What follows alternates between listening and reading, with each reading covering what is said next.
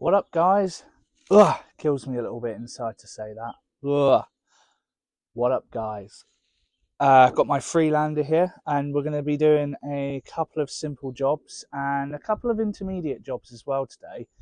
So we're going to be starting off with changing the header tank. As you saw in the video I put starting with this video, there's cracks in the top. So this was about £25, came with the cap on it as well. You want to make sure you get one with a cap, because again, when I open this bonnet, you will see that the caps are different sizes on various different header tanks, and they're all down to the pressure.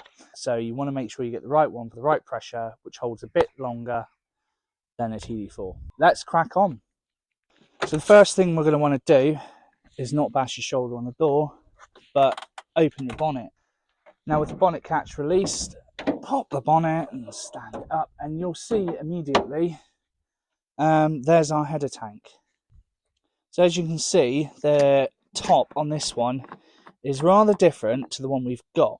What we're going to do, we need to attack this pipe, get that off, take this pipe off, and then out it comes.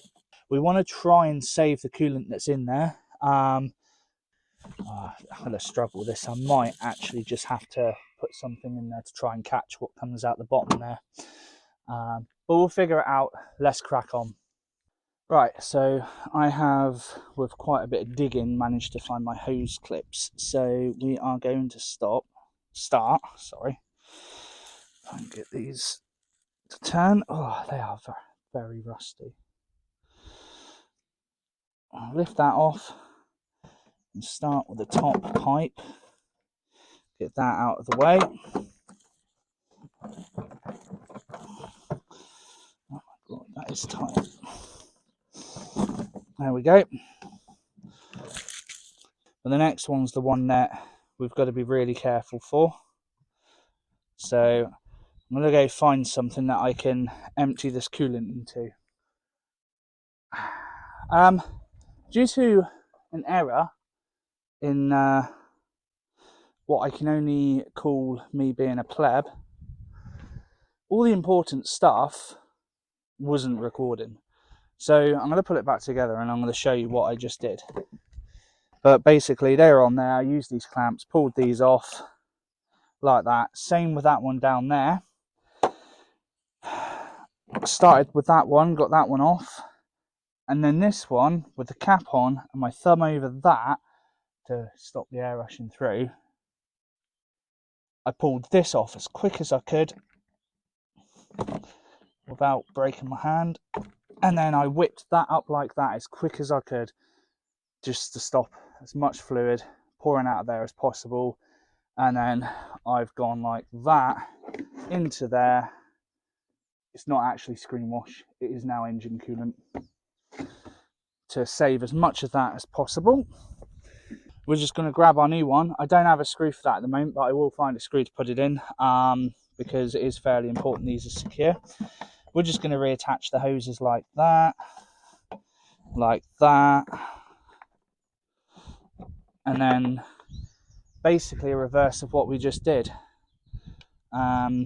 So attach that on there like that. These hose clamps, you haven't got a set, you really need to add a set of these. They're cheap, you can get them off Amazon, and they just make the job so much easier because they latch on so they don't fall off and cause problems. They've also got this locking thing on them, which, if I remember how it works, it basically locks them in place.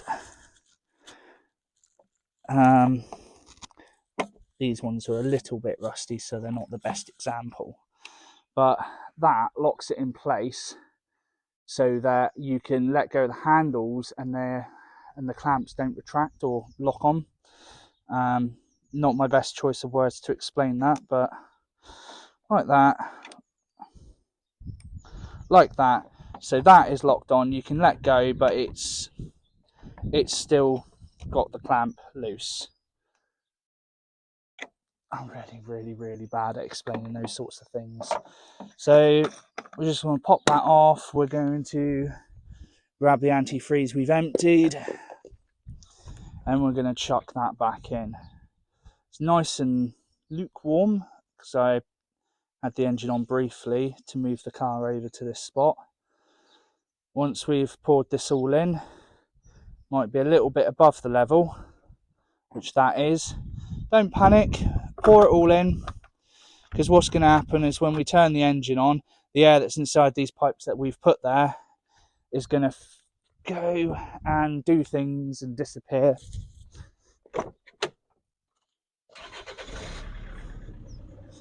Oh, it's not sounding happy, that.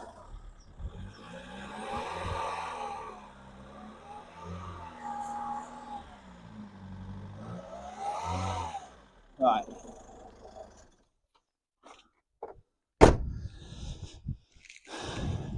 No leaks. I'm going to move that a little bit further on. Just think that could be a little bit better placed. Pop that there. But there, that's it. So as you drive, it's going to push the air through, and that's going to go back to your minimum and maximum. So now that's done, the next thing we're going to crack on with is an injector leak off test.